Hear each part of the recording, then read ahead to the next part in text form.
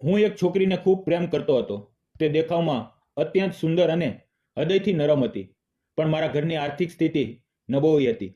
આ કારણે તેના ઘરવાળાઓએ અમારા પ્રેમનો વિરોધ કર્યો અને તેના લગ્ન એક શ્રીમંત પરિવારમાં કરી દીધા. મને તેની ખૂબ યાદ આવતી. એક દિવસ હું તેને મળવા મુંબઈ તેના ઘરે ગયો. તે એકલી હતી. બહારથી તે ખુશ લાગતી હતી, પણ તેની આંખોમાં ઊંડું દર્દ છુપાયેલું હતું. અમે જૂના દિવસોની વાતો કરી. મને ખબર નહોતી કે તેણે મારા માટે એક સ્વેટર અને ખાવાનું ખરીદ્યું હતું, જેના માટે તેણે પોતાની કિંમતી વસ્તુ વેચી દીધી હતી.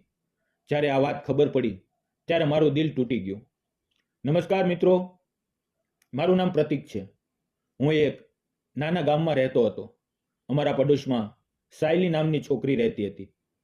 અમે બાળપણથી મિત્રો હતા, સાથે કોલેજમાં ભણ્યા અને ધીમે ધીમે અમારી વચ્ચે ઊંડો પ્રેમ થઈ ગયો. અમારા ઘર નજીક હોવાથી અમે હંમેશા મળતા, કલાકો સુધી વાતો કરતા. કોલેજ પૂરું થયા પછી હું નોકરીની શોધમાં લાગી ગયો, કારણ કે અમે લગ્ન કરવા માંગતા હતા. પણ નોકરી ન હોવાથી સાયલીના ઘરવાળાઓએ અમારા સંબંધને ના પાડી. તેમને લાગ્યું કે મારી આર્થિક સ્થિતિ નબળી હોવાને લીધે સાયલીનું જીવન ખરાબ થશે. એટલે તેમણે સાયલીના લગ્ન એક શ્રીમંત શહેરમાં નોકરી કરતા છોકરા સાથે નક્કી કર્યા. સાયલી ખુશ નહોતી, પણ મજબૂરીમાં તેણે લગ્ન કર્યા. તેનો પતિ સારી નોકરી કરતો હતો, એટલે તેના માતા પિતા સંતુષ્ટ હતા. પણ સાયલીનો સાચો પ્રેમ તો હું જ હતો. હું તેને ભરોસો આપતો કે નોકરી મળશે અને અમે સાથે ખુશહાલ જીવન જીવશું. પણ તેના માતા પિતા સામે તે કંઈ બોલી શકી નહીં. તેના લગ્ન થયા અને તે મુંબઈ ચાલી ગઈ. હું ગામમાં રહી ગયો. હું ખૂબ ઉદાસ હતો, જાણે મારું જીવન ખતમ થઈ ગયું. મેં નોકરીની શોધ ચાલુ રાખી. 5-6 મહિના પછી મને સારી નોકરી મળી. મેં ખૂબ મહેનત કરી અને ધીમે ધીમે મારો પગાર વધ્યો. 2 વર્ષ થયા, પણ સાયલીની યાદો મારા દિલમાંથી નહોતી ગઈ. તે મુંબઈમાં ક્યાં રહે છે તેની ખબર તેના માતા પિતાને પણ નહોતી. 2 વર્ષથી તે માયકે નહોતી આવી. મારે તેને મળવું હતું, જાણવું હતું કે તે ખુશ છે કે નહીં. મારી એક સહેલીને તેનું સરનામું ખબર હતી. લગ્ન પછી સાયલીએ મને ક્યારેય ફોન નહોતો કર્યો, જાણે તે દુનિયામાંથી ગાયબ થઈ ગઈ હોય. આખરે મેં મારી સહેલી પાસેથી સાયલીનું સરનામું માંગ્યું. તેણે ખૂબ વિચાર કર્યા પછી મને સરનામું આપ્યું. હું ભલે આર્થિક રીતે નબળો હતો, પણ સાયલીને જોવાની ઈચ્છાએ મને હિંમત આપી અને હું મુંબઈ ગયો. સરનામે પહોંચ્યો તો બહાર જોરદાર વરસાદ પડતો હતો. મેં રેઇનકોટ પહેરેલો હતો, એટલે વધુ ભીંજાયો નહોતો, પણ ઘર ખૂબ મોટું અને શાનદાર હતું. મારા મનમાં ઘણા વિચારો આવતા હતા, અંદર જાવ કે પાછો વળું. પણ વરસાદ એટલો જોરદાર હતો કે હું ઊભો રહ્યો અને આખરે મેં દરવાજાની ઘંટી વગાડી. થોડી વાર પછી અંદરથી અવાજ આવ્યો, કોણ છે? મેં ધીમેથી કહ્યું, હું પ્રતીક છું, મારે સાયલીને મળવું છે. દરવાજો ખુલ્યો. સામે સાયલી હતી. અમારી નજરો મળી અને થોડી ક્ષણો માટે અમે ફક્ત એકબીજાને જોતા રહ્યા. પછી તેણે ધીમેથી કહ્યું, અંદર આવ. તેનું ઘર ખૂબ સુંદર હતું, દરેક વસ્તુ મોંઘી અને સજાવટથી ભરેલી. હું હેરાન રહી ગયો. તેણે મારો આદર સત્કાર કર્યો, બેસવાનું કહ્યું અને પોતે બહાર ગઈ. થોડી વારમાં તે એક સ્વેટર અને ખાવાનું લઈને પાછી આવી. આ પહેરી લે, ઠંડી લાગશે, તેણે કહ્યું. મેં જોયું કે જ્યારે તે અંદર હતી ત્યારે તેના ગળામાં મંગળસૂત્ર હતું, પણ હવે નહોતું. મેં પૂછ્યું, તારું મંગળસૂત્ર ક્યાં છે? તેણે હળવું હસીને કહ્યું, ઘરમાં ઉતારી દીધું. પછી અમે સાથે ખાવાનું ખાધું. તે શાંત હતી. તેના ચહેરા પર નકલી હાસ્ય હતું. મને સમજ ન પડ્યું કે તે ખુશ છે કે નહીં. મને લાગ્યું કદાચ તે હવે સુખી છે. મારો પ્રેમ તેના શરીર સાથે નહોતો, ફક્ત એ ઈચ્છા હતી કે તે ખુશ રહે. તેને હસતી જોઈને મને સુકૂન મળ્યું. અમે ઘણી વાર વાતો કરતા રહ્યા, એકબીજાની આંખોમાં જોતા રહ્યા. તેની આંખોમાં મારા માટે તે જ જૂનો પ્રેમ હતો. તે મને પોતાના સાસરિયાની વાતો કરવા લાગી.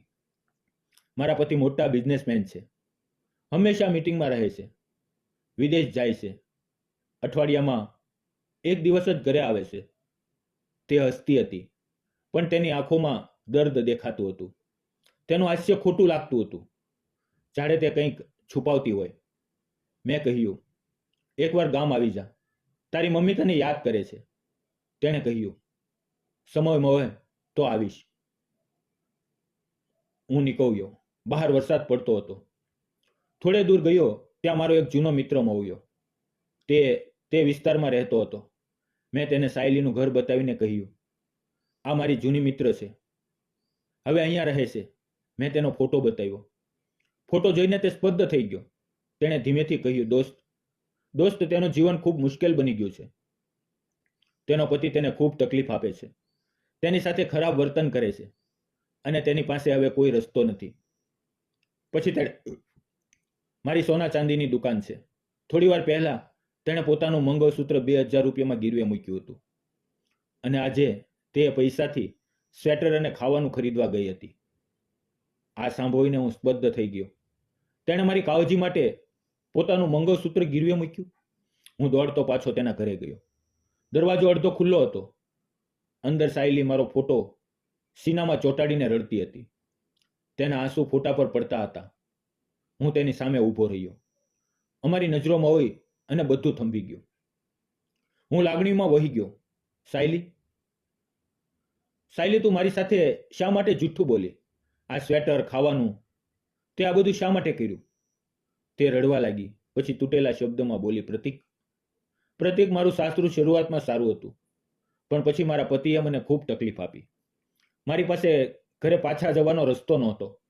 લોકો શું કહે, એટલે હું અહીંયા રહેતી હતી. તેની વાતે મારું દિલ ચિરાઈ ગયું. હું તેની પાસે ગયો અને તેને બાહોમાં ભરી લીધી. અમે બંને રડતા રહ્યા. તે પવે ન સમાજનો ડર હતો, ન દુનિયાની ચિંતા. બસ બે તૂટેલા દિલ એકબીજામાં સુકૂન શોધતા હતા. મેં તેની આંખોમાં જોઈને કહ્યું, સાયલી, શું તું મારી સાથે આવીશ? હું આજે પણ તને એટલો જ પ્રેમ કરું છું. શું તું મારી સાથે લગ્ન કરીશ? સાયલી ફૂટી ફૂટીને રડવા લાગી, અને મને ગવે લાગી. તેના આંસુ તેનો જવાબ હતા. હું તેને લઈને ગામડે પહોંચ્યો. તેના માતા પિતાએ તેને જોઈને ખુશી અનુભવી, પણ જ્યારે સાયલીએ પોતાની વાત કરી તો તેઓ સ્તબ્ધ થઈ ગયા. મેં કહ્યું, હું આજે પણ સાયલીને પ્રેમ કરું છું. કૃપા કરીને અમારા લગ્ન કરાવો. તે મારા માટે હંમેશા એ જ રહેશે. તેમની આંખો ભીની થઈ ગઈ. તેઓ બોલ્યા, બેટા, તારો જેવો માણસ અમે પહેલા ન ઓળખ્યો. એ અમારી ભૂલ હતી. ગામના લોકોએ પણ અમારા પ્રેમની પ્રશંસા કરી. અમારા લગ્ન થયા, સાદા પણ લાગણીઓથી ભરેલા. આજે અમે બંને શહેરમાં રહીએ છીએ, જ્યાં હું નોકરી કરું છું. અમારું ઘર નાનું છે, પણ પ્રેમથી ભરેલું છે. અમે બંને નોકરી કરીએ છીએ, એકબીજાની ખુશી અને દુઃખમાં સાથે રહીએ છીએ. સાયલીને હવે પોતાનું આત્મસન્માન પાછું મળ્યું છે, અને તે ફરીથી જીવન જીવે છે. મિત્રો, આ વાર્તા શીખવે છે કે સાચો પ્રેમ દેખાવ કે શ્રીમતથી નથી, પણ દિલથી થાય છે. પ્રેમ એ છે જે મુશ્કેલીઓમાં પણ સાથ નિભાવે. દોસ્તો, આ પ્રેમ કહાની તમને કેવી લાગી? જો સારી લાગી હોય તો લાઈક, શેર અને સબસ્ક્રાઇબ કરવાનું ન ભૂલતા. ફરી મળશું આવતીકાલે. ત્યાં સુધી તમારું ધ્યાન રાખો. ફરી મળીએ મિત્રો આવતીકાલે. ધન્યવાદ મિત્રો.